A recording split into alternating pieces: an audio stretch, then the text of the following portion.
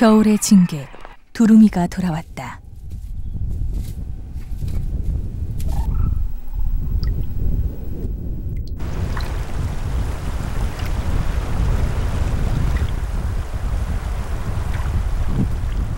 이들이 선택한 곳은 금단의 땅인 DMZ.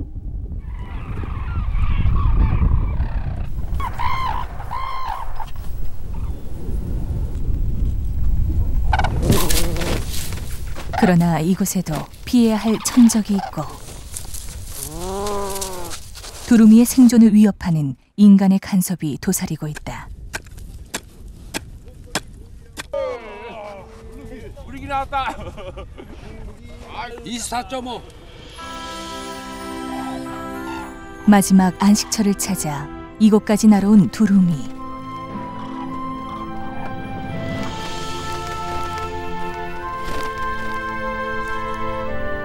DMZ는 두루미들을 온전히 품어줄 수 있을까?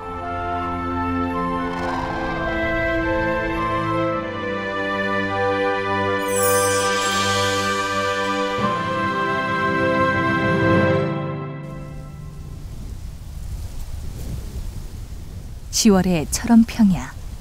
들녘이 황금색으로 물들었다.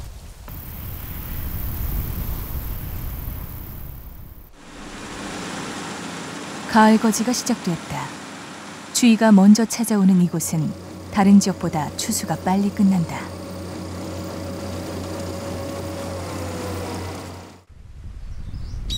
이맘때가 되면 철원 민통선 안쪽 지역을 꼭 찾는 손님이 있다. 제두름이다.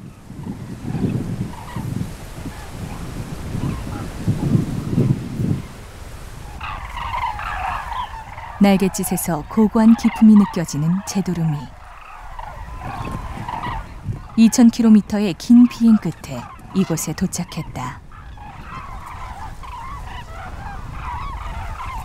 추수가 끝난 들녘에 내려앉은 제두름이.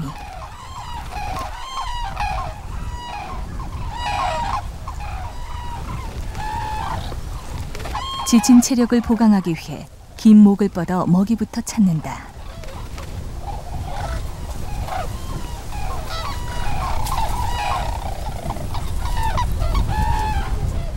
이들이 먹는 건 추수하며 떨어진 벼나달. 허기를 채우느라 정신이 없다.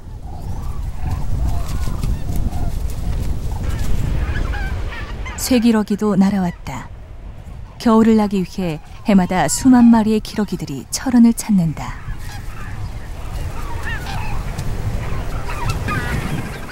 드물게 발견되는 겨울철새인 흰 기러기도 보인다. 낙곡이 풍부하고 너른 철원 평야는 기러기들이 먹이터로 이용하기에 안성맞춤이다.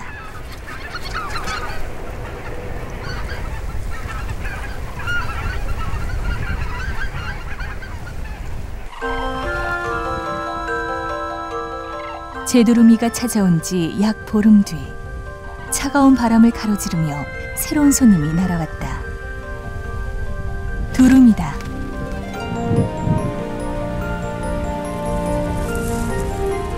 시베리아 지역에서 번식을 끝낸 두루미들이 속속 민통선 안쪽 지역에 도착한다.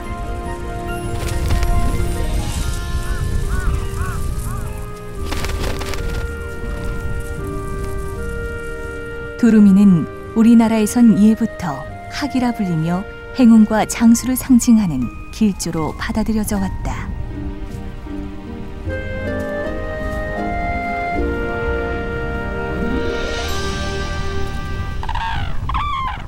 두루미는 가족 단위로 생활하는데 목이 황색인 새는 올해 태어난 새끼 두루미다. 새끼 두루미는 3년이 지나야 비로소 어른의 모습을 갖춘다.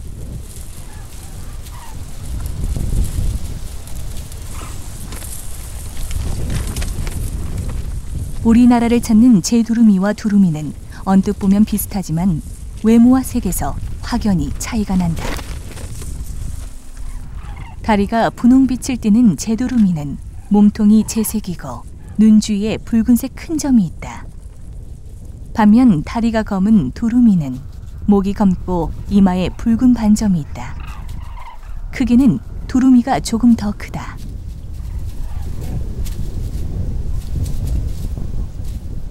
저런 DMZ 일대는 두루미와 재두루미가 함께 월동하는 세계에서 유일한 곳이다.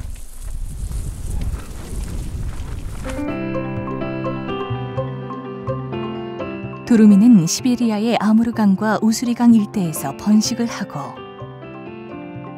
11월이면 우리나라를 찾는다. DMZ 주변 철원과 연천 그리고 강화도는 두루미의 주요 월동지로서 두루미 벨트라 할 수 있다. 그 가운데 두루미가 가장 많이 찾아오는 곳은 철원 지역이다.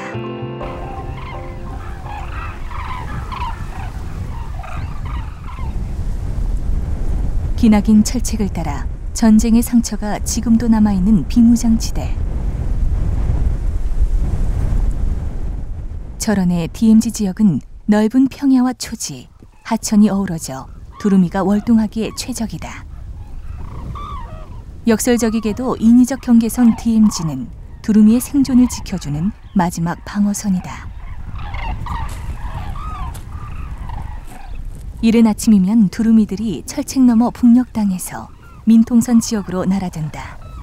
평야지대에서 먹이를 먹기 위해서다.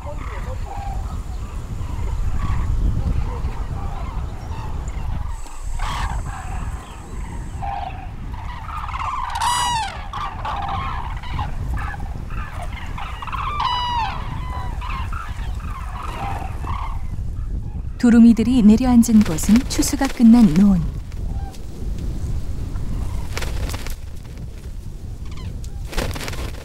식사를 하기 전부터 세력 다툼이 벌어진다. 자리 경쟁을 하는 것이다. 목을 길게 뽑고 소리를 지르는 것은 자신의 힘을 과시하는 행동이다. 이때 날개 끝 부분을 치켜드는 쪽이 수컷이다.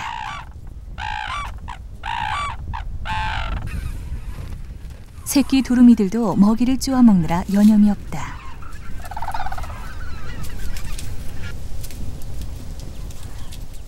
철책 주변에 있는 논은 두루미에겐 풍요로운 땅이다.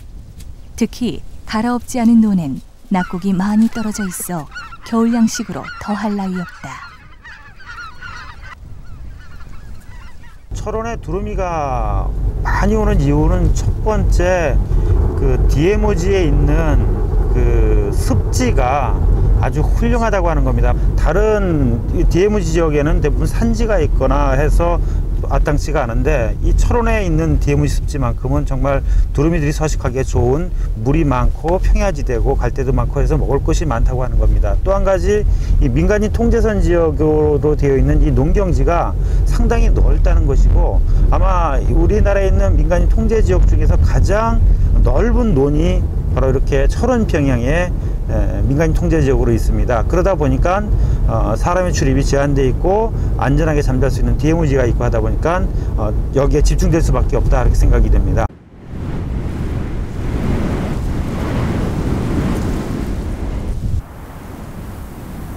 DMZ엔 분단의 긴장만큼이나 유독 눈이 자주 내린다.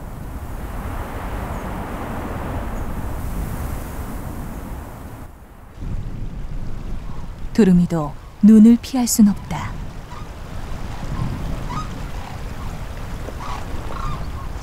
혹독한 추위와 폭설, 두루미에게 고난의 시간이 다가왔다.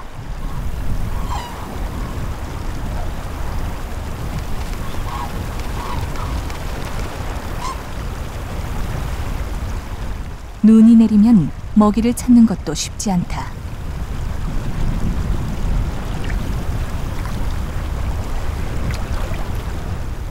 눈발은 점점 거세진다. 모든 것이 눈에 덮여버려 먹이를 구하려면 평소보다 더 많은 에너지를 쏟아야 한다. 변하다를 찾기도 쉽지 않다. 새끼 두루미에겐 더욱 힘든 시간이다.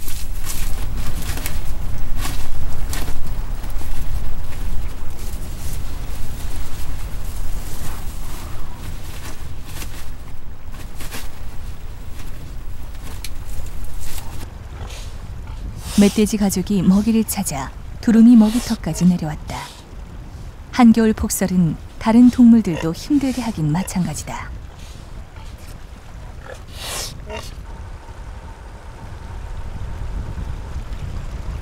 겨울나기의 고통은 고라니도 예외는 아니다.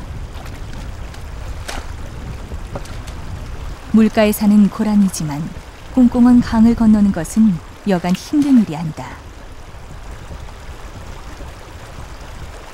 고라니처럼 발굽이 둘인 우재류 동물들은 미끄러운 곳을 걷기 어렵다. 결국 발길을 돌리는 고라니.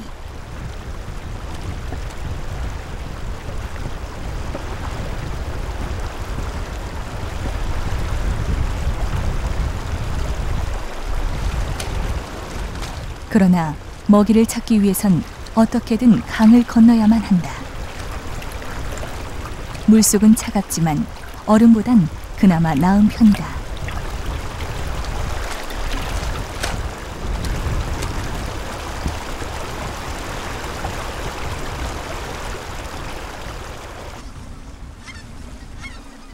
두루미들의 먹이터인 논.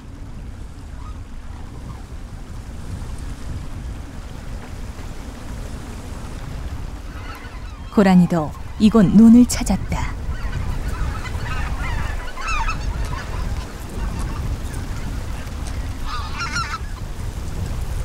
낙곡이나 마른 풀을 찾아 먹으며 겨울의 양식을 보충한다.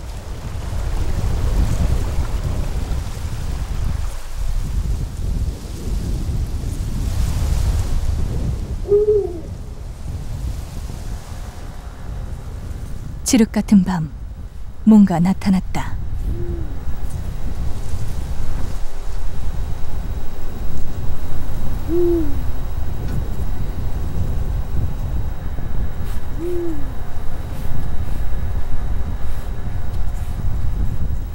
살기다. 눈 덮인 산속에서 먹이를 찾는 건 최상위 포식자인 살개에게도 쉽지 않은 일.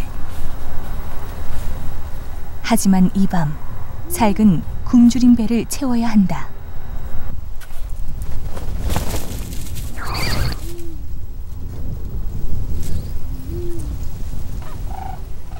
철원의 동송저수지 앞. 야행성인 살기 대낮에 먹이를 찾아 나섰다.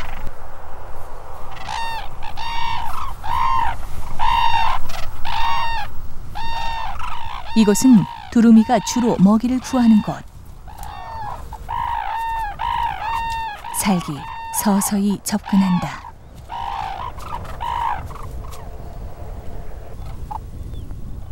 순간 긴장이 감돈다.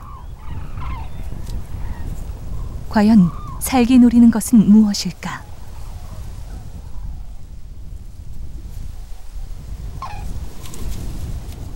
뭔가를 발견한 삭.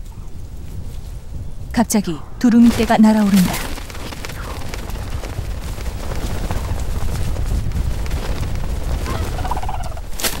살기 노린 건 제 덩치의 2배에 달하는 두루미였다.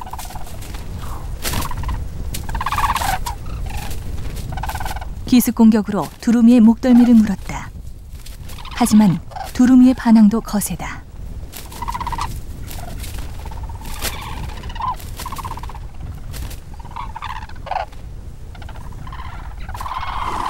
오랜 씨름 끝에 살은 두루미를 제압하는 데 성공했다.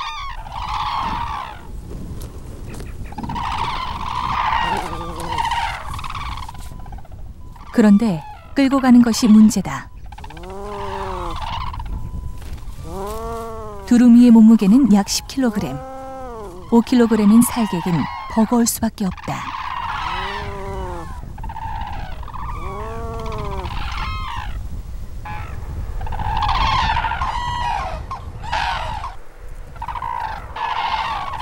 하지만 작은 거인 살은 결코 잡은 먹이를 놓지 않는다. 안간 힘을 다해 두루미를 끌고 가는 삭. 역시 맹수답다.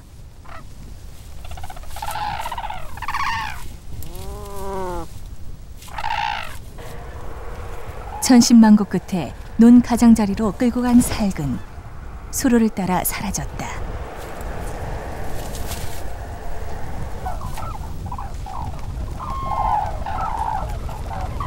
해질녘. 살근 먹잇감을 숨겨둔 장소에 나타났다.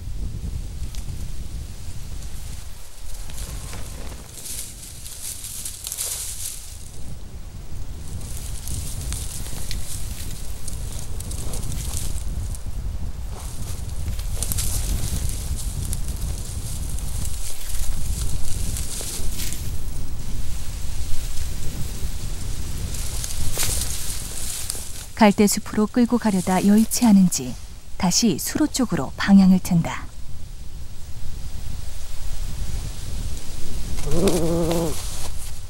한동안 굶었는지 살개 배가 홀쭉하다.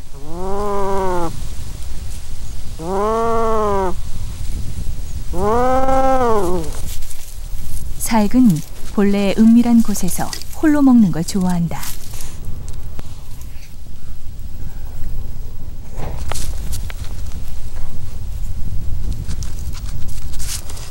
두루미를 끌고 살근 가버렸다.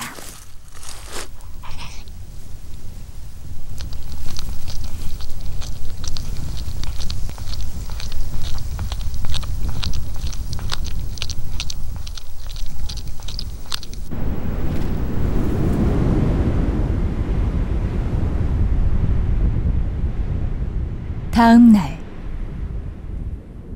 살기 다시 나타났다.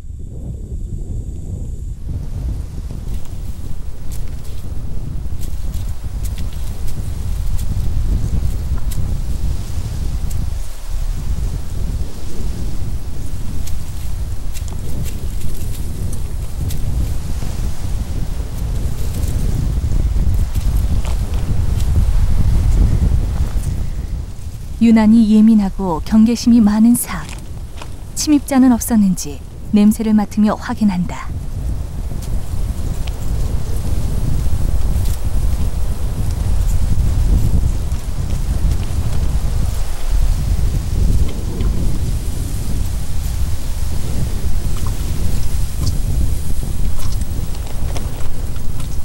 살기 가장 좋아하는 부위는 내장.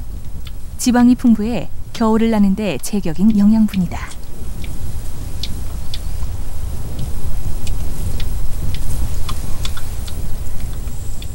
두루미 한 마리면 살근 며칠을 거뜬히 날 수 있다.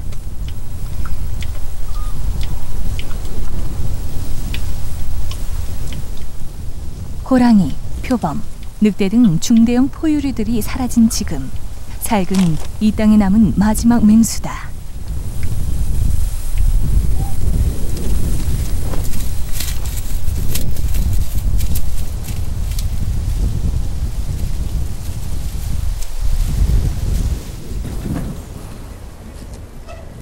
이념의 경계를 넘어 야생의 자유를 누리는 두루미. 해질 무렵 이들이 날아가는 곳은 어딜까? 두루미들이 도착한 곳은 토교 저수지. 제두루미와 함께 무리를 이루어 잠을 잔다. 추운 날 이곳의 체감 온도는 영하 40도. 체온을 빼앗기지 않기 위해 외다리로 몸을 움츠리고 잔다. 두루미류는 먹이터와 잠자리가 구분되어 있습니다. 그래서 잠은 밤에 하천이나 저수지에서 잠을 자고 먹이터는 농경지의 낙곡을 먹이로 합니다. 일반적으로 두루미류의 철원 지역에 해당되는 곳을 얘기를 드리자면은 비무장지대 안에 있는 하천에서 잠을 잡니다. 그리고 겨울에 얼음이 얼게 되게 되면은 얼음 위에서 잠을 자게 됩니다. 이 잠자리의 요건은 중요한 것이 주변이 개방되어 있는 곳이어야 되는데 이것은 포식자가 접근하는 것을 미리 알 수 있도록 주변에 개방되어야 되는 것을 말씀드리고 싶습니다. 두루미는 전 세계적으로 약 3,000마리가 남아있는데 지난 겨울 철원을 찾은 두루미는 1,000여 마리. 잠자리는 DMZ와 민통선 안쪽 지역에 있었는데 총 8개로 토교 저수지와 하갈 저수지를 비롯 한탄강 상류 여울이나 계곡 지역이다.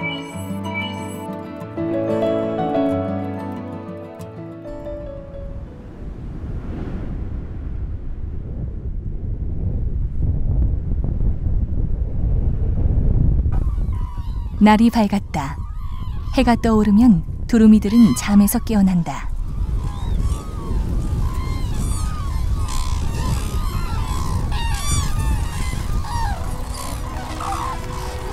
이제 아침 식사 장소로 이동할 시간. 두루미들이 일제히 날개를 펼쳐 날아오른다. 햇살에 투영된 두루미들의 아침 행군은 장관을 연출한다.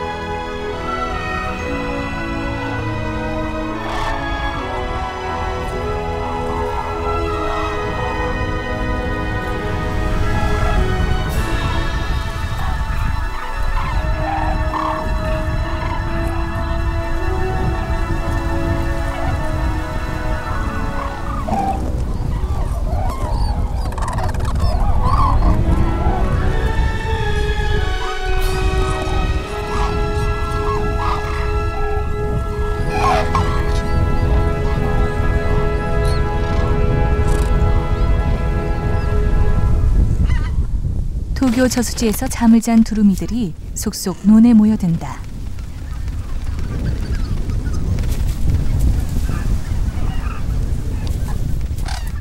언제나처럼 낙곡을 골라 먹으며 배를 채우는 두루미들. 하지만 두루미들이 식물성 먹이만을 취하는 것은 아니다.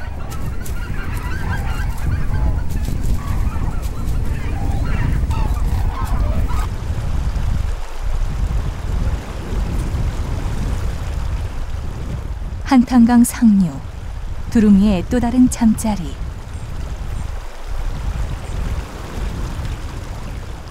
땅거미가 진 후 두루미들이 무리지어 찾아들었다. 두루미는 제 두루미와 함께 물에 발을 담근 채 잠을 청한다. 저수지와는 다른 모습이다.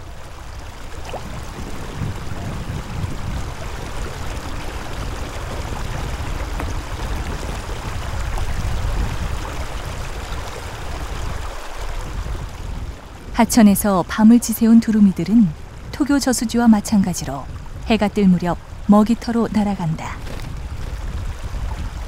두루미들은 아침 공기를 가르며 하늘을 박차고 오른다.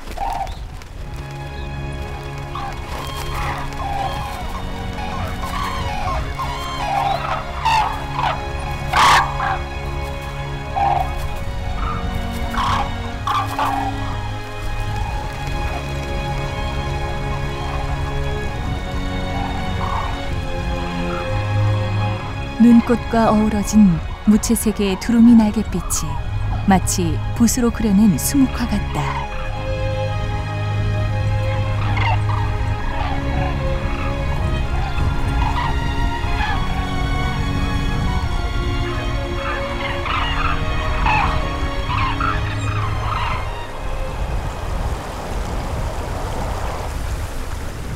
한탄강에서 잠을 잔 두루미들은 인근에 얼지 않은 강에서 먹이를 찾는다.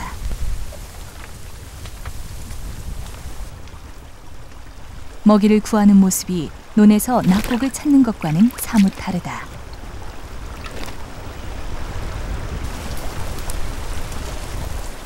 물속에 깊숙이 머리를 집어넣기는 예사. 부리로 자갈을 덜어내 먹이를 찾기도 한다.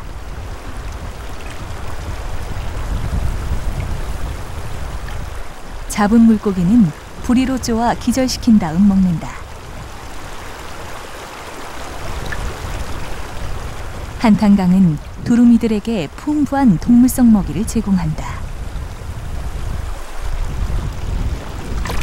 아직 사냥술이 서툰 새끼들은 돌에 붙은 다슬기를 먹기도 한다.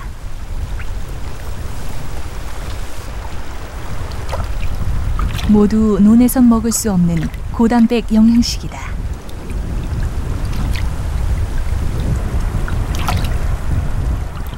해마다 한탄강을 찾는 두루미들은 어느새 물고기 사냥의 명수가 됐다.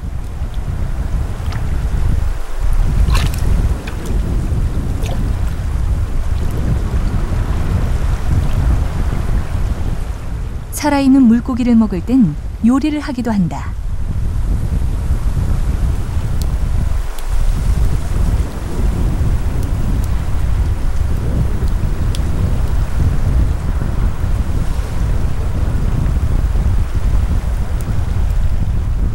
마치 프라이팬에서 볶듯 불위로 연신 쪼아댄다.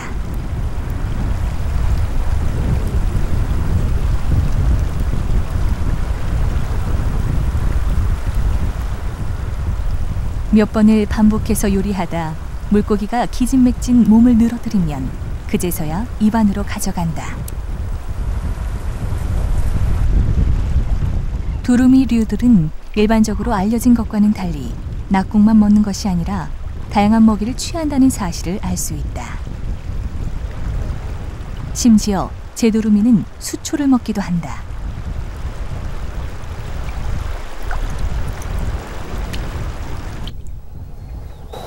너른 갯벌로 유명한 강화도의 동검도, 두루미의 월동지 중 하나다. 이곳을 찾는 두루미들은 특별한 먹이를 취한다.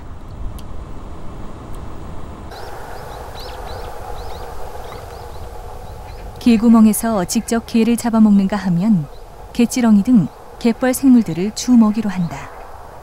왜 이렇게 다른 먹이 습성을 보이는 것일까? 두루미 번식지는 일반적으로 내륙의 넓은 하천 범람원 습지에 있습니다. 그곳은 여름철에 번식할 경우에 많은 곤충들이 발생하고 그 습지 중간중간에 물고기가 많고 또 우럭이도 많습니다. 그래서 기본적으로는 먹는 것들은 비슷하다 할 수 있습니다. 다만 월동지로 내려왔을 때 해안 지역으로 내려온 그런 두루미들은 상대적으로 그쪽에서 개와 같은 먹이를 먹게 되고 개치림 같은 것을 먹게 되는 경우가 많게 되고 있고, 내륙 습지 같은 경우는 그런 것이 적기 때문에 주로 이와 같이 농경지에 의존해서 낙곡을 먹는 경우가 많아졌다고 할 수 있겠습니다. 우리나라를 찾는 두루미류들의 번식지 중 하나인 러시아 흰간스키 자연보호구. 이곳은 광활한 초지와 습지가 펼쳐져 있다.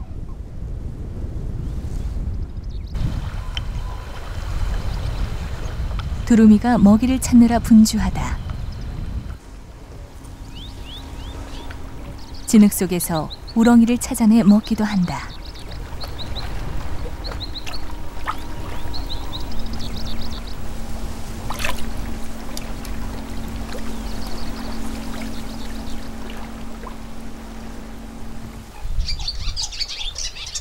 두루미의 번식기는 6월경.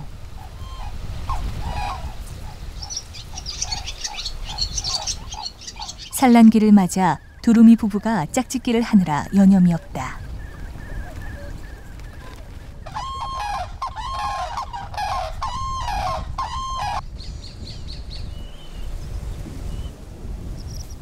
두루미는 주로 습지 위에 둥지를 튼다.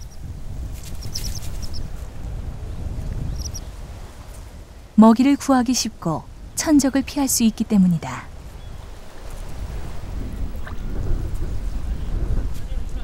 제두루미도 알을 낳았다. 제두루미는 두루미와 달리 둥지를 습지 주변 풀밭에 마른 갈대와 풀을 이용해 짓는다.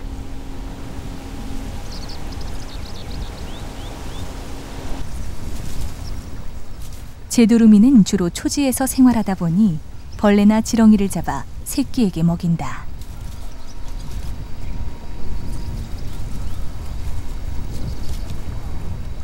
번식 위치가 다르다 보니 두루미와 제두루미의 먹이 습성은 이처럼 조금씩 차이가 난다. 지난 2003년 7월 KBS 제작진과 이기섭 박사팀은 흰간스키에서 제두루미 포획에 나섰다.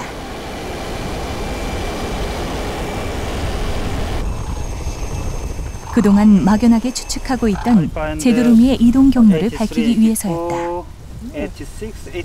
당시 이기섭 박사는 포획한 제두루미의 다리에 3A1이라고 적힌 가락지를 달았다. 가락지 부착 후 제두루미는 서둘러 가족에게 되돌려 보냈다.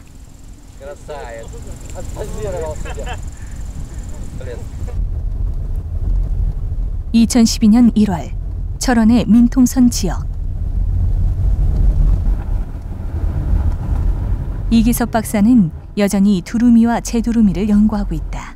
이제 아까 여기 엄청 많았던 데를 지나가서 철원 지역을 돌며 두루미의 월동 상황을 체크 중이다.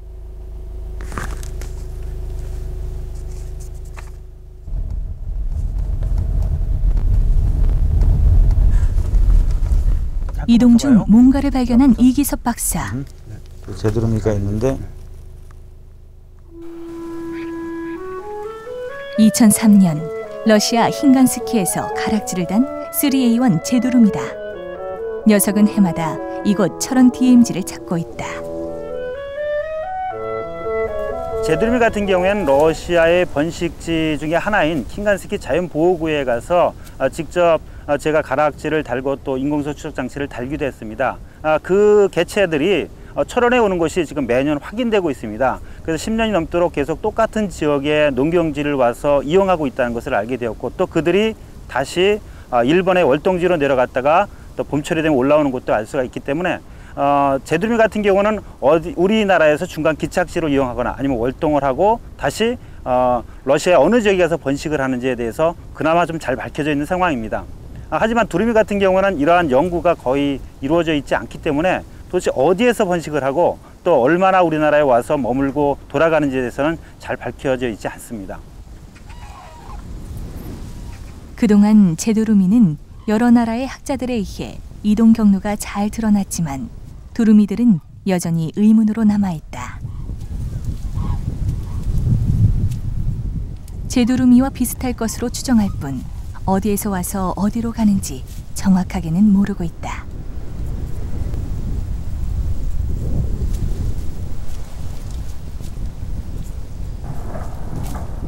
다만 우리가 아는 건 그들이 생존을 위해 끝없이 철원 DMZ와 민톤선 지역으로 날아온다는 점이다.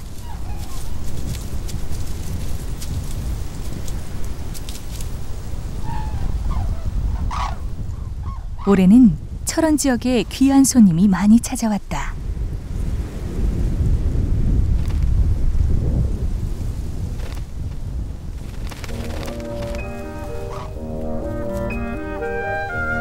몸 전체를 흰색으로 치장한 시베리아 흰두루미. 우리나라에서는 보기 드문 철새다.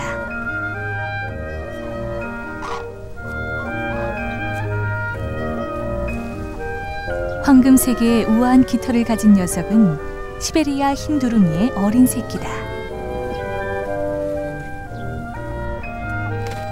날때는 검은색과 흰색이 조화를 이루면서 아름다운 자태가 더욱 빛난다.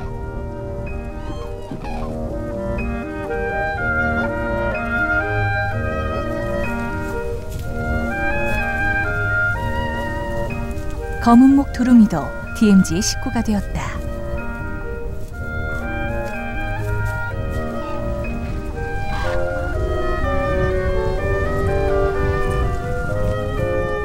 제두루미 무리 속에 캐나다 두루미 한 쌍도 보인다.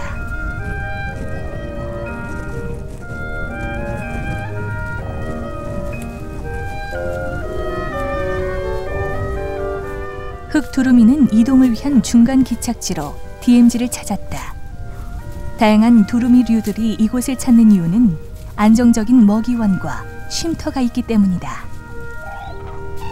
안 와요. 제두루미 한 쌍 와서. 두루미 보호협회 회원들이 팔을 걷고 나섰다. 다 못 해놨어요. 우리 또 회원들이 또 자력으로다 또 마련하고 뭐 그래가지고 20톤을 지금 마련해갖고 주는 건데. 두루미 먹이가 귀해지는 시기, 회원들은 민통선 지역을 돌며 먹이를 준다. 주로 공급하는 먹이는 옥수수와 벼 등 곡물이다.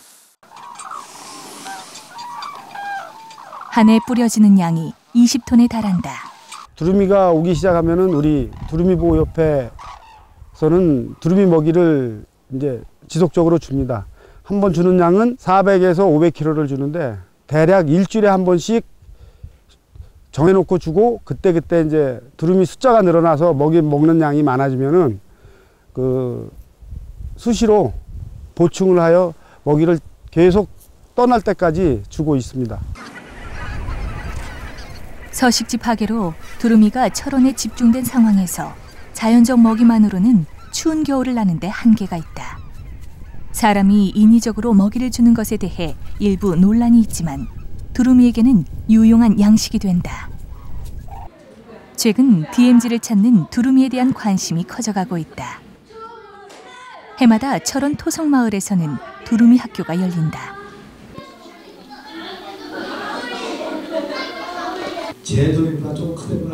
두루미 학교의 교장은 목장을 운영하는 진익태 씨.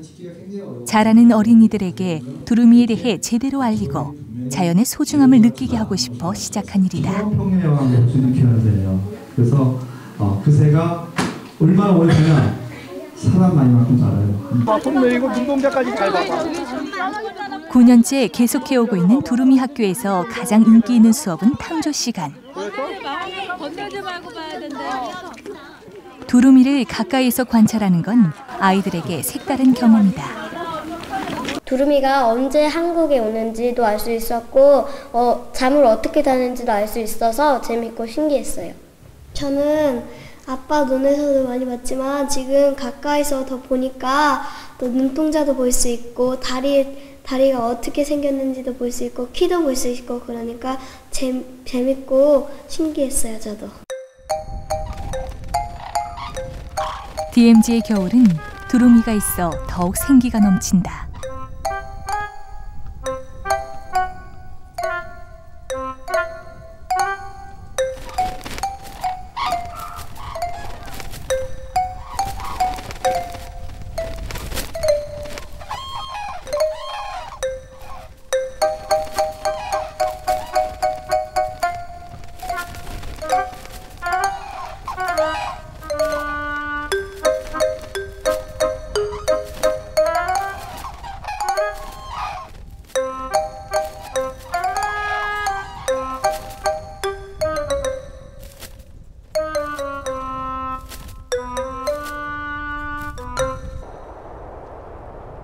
두루미들이 가장 많이 잠자리로 이용하는 토교 저수지.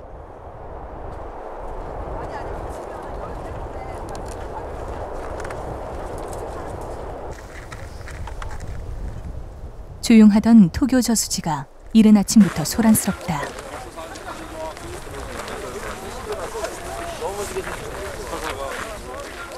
얼음 낚시 대회가 열리기 때문이다. 두루미가 휴식을 취하는 저수지 안으로 사람들이 속속 모여든다. 얼음 낚시를 즐기기 위해 이날 두루미 잠자리 토교 저수지에 모인 사람들은 모두 1000여 명.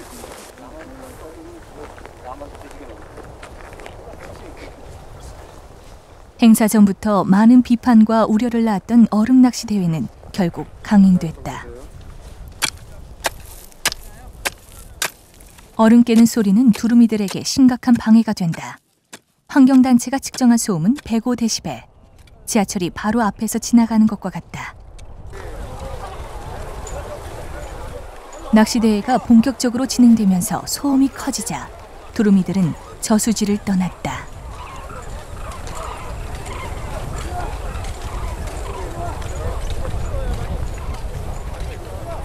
해는 설사 여기서 깃든다라고 해도 8시쯤이면 다 지금 먹이 활동을 찾아서 떠나갑니다. 그렇기 때문에 첫째 한테는 우리 철원군도 홍보를 하고 낚시 매니아들한테 철원을 알리기도 하고 그래서 안보 현장을 와보는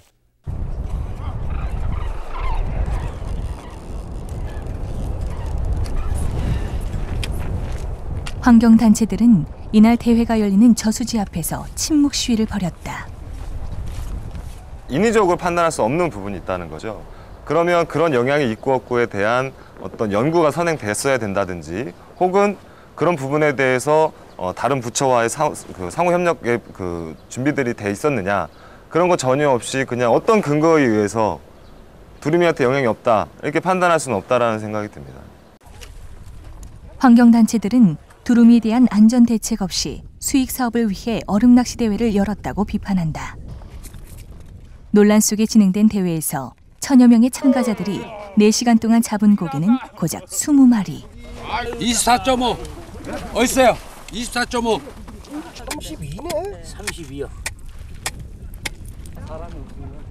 원래 토교 저수지는 철새 보호를 위해 낚시 자체가 금지돼 있다. 지자체의 수익 사업을 위해 철새 보호는 뒷전에 있었다.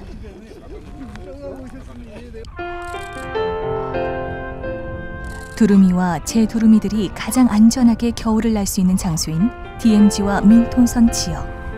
하지만 이곳마저도 점점 두루미들이 날기 힘든 환경으로 바뀌어가고 있다. 또한 민통선 안쪽까지 개발이 진행되면서 전깃줄이 얽히고 설켜 두루미류의 비행에 큰 지장을 초래한다. 빠르게 비행하다 보면 전깃줄이 잘 보이지 않아 늘 충돌의 위험이 도사리고 있다. 농경지 주변으로 점점 늘어나는 비닐하우스도 두루미들의 서식 공간을 빼앗는다.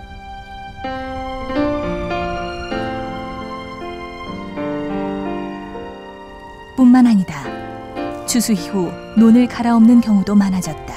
이 경우 낙곡이 20%로 줄어 두루미류에게 큰 먹이 손실을 초래한다. 인간이 통제 지역 내에 어떤 개발이라든가 하는 것이 없으면 더 가장 좋겠습니다. 하지만 현실적으로 앞으로 통일이 된다든가 어떤 개발 지역이 증가한다는 것은 거의 막을 수가 없는 상황이라고 볼 수 있다면은 실질적으로는 그 지역 내의 농경지를 국가나 혹은 개인 혹은 단체에서 매입을 해서 친환경적으로 관리하는 것이 가장 중요한 현실적인 방안이라고 생각합니다. 탐조가들의 사진 촬영 행위도 두루미를 위협하는 요소다. 최근엔 가건물이 설치돼 이곳에서만 사진을 촬영하도록 했다.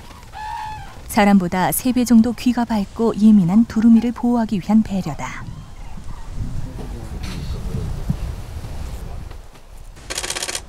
두루미가 많이 움직이지도 않고 상당히 안정되게 가까이 오는 것 같아서 촬영하기도 좋고 관찰하기 굉장히 좋은 것 같습니다.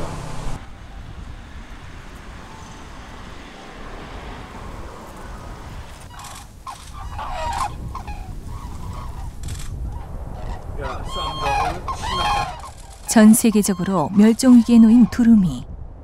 철원에서 온전히 겨울을 나지 못한다면 이들의 생존은 위태로울 수밖에 없다.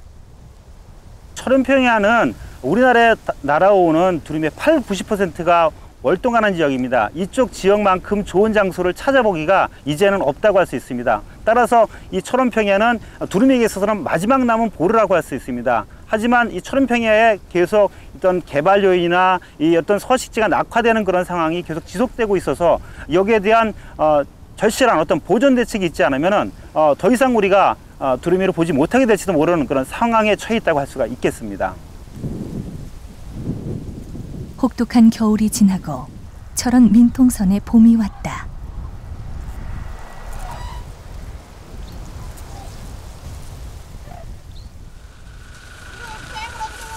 농번기의 시작. 농민들의 일손이 분주해졌다.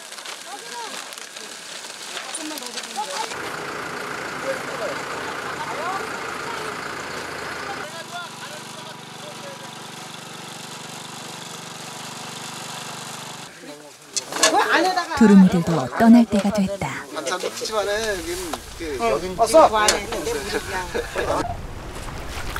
두루미들은 이곳에서 무사히 겨울을 났다. 날갯깃을 가다듬고 다시 먼 길 떠날 채비를 하는 두루미들.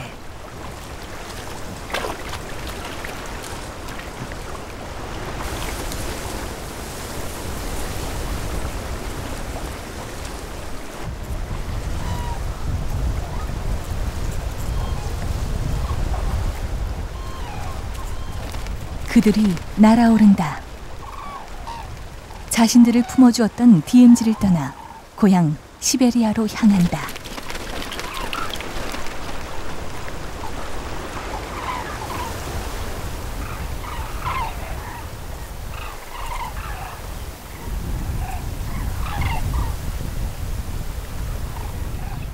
두루미들은 한 번에 높이 날지 않고 선의 비행을 한다.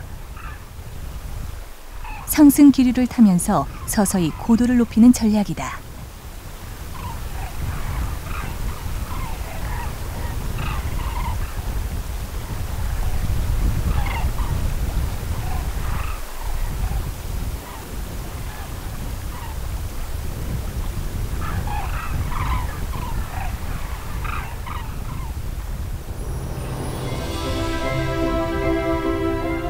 상공 높이 올라선 두루미들.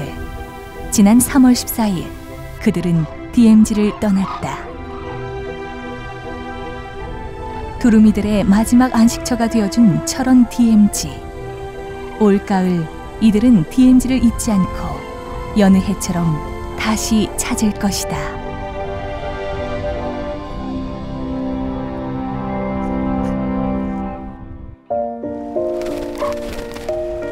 철원에 있는 동송초등학교 4학년 김다정, 김다현입니다. 저희는 쌍둥이입니다. 똑 닮은 얼굴만큼 저희는 좋아하는 것도 비슷하지요. 그중 하나가 바로 새입니다. 특히 두루미요. 두루미는 우리가 사는 철원에 해마다 겨울이면 날아옵니다. 저희 아빠가 농사를 짓는 논에도 찾아와 먹이를 먹어요. 그래서 저희는 추수할 때면 아빠한테 부탁하지요. 두루미 먹이를 꼭 남겨두라고요. 지난 겨울에는 두루미가 우리 논에서 먹이 먹는 모습을 그림으로 그리기도 했어요.